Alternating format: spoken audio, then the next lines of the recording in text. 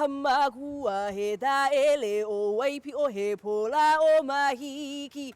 He uka o wai mea he ava kawai hai. He kupeno kawa o poli ahu. He pala mauna awa kea iluna. Pa'akua hivi I keli I kawa. Oh hia I dahana ana kue hie.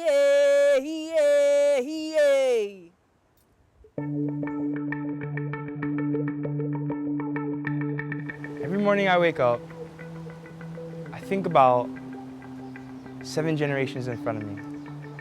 I think about 7 generations behind me. And I think about myself here right now.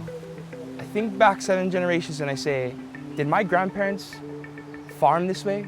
Did they eat this way? And I think 7 generations ahead of me and I think, what will they think? What will they eat? What will they see? What will they drink? How will they farm?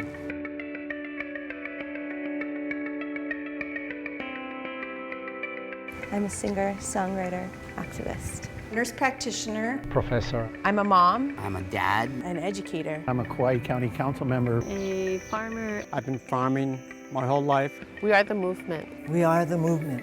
We are the movement. Aloha aina.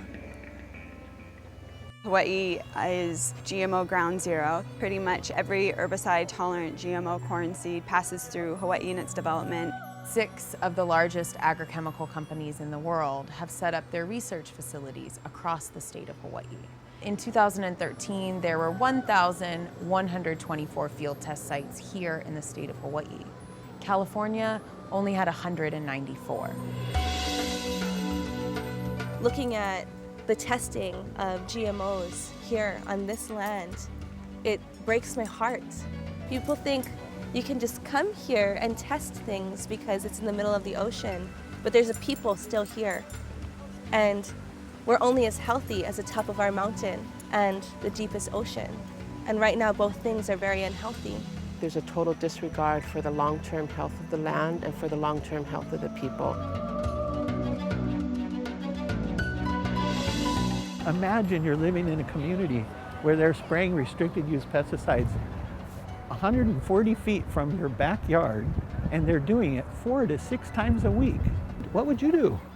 We have a middle school and a high school that shares a fence line with DuPont Pioneer.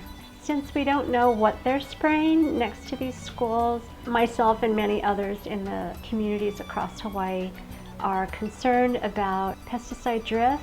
I think the scariest thing for me is that coupled with a lack of disclosure is an unwillingness to observe modest buffer zones. If it comes down to the lack of education on our side, then educate us. Because if it really wasn't anything to be concerned about, then why wouldn't you let us know? Community has become so dependent on them for employment. Going along with that plantation mentality, asking very little questions. We have very little answers here as far as what our children and our families are exposed to. And I feel that we have the basic human right to know. What's happening here is not just happening on Kauai. It's happening on almost all of our islands, on Molokai, on Maui, on Oahu. It's very important for us not to be complacent.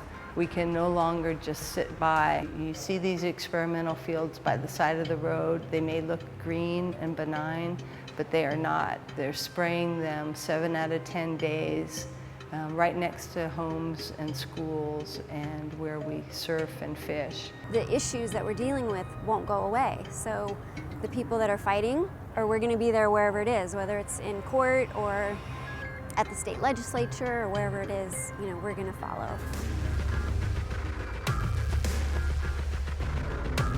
This is a movement that began in people's living rooms, in people's backyards, at town meetings, and ultimately resulted in the community's demand for modest regulations around chemical companies.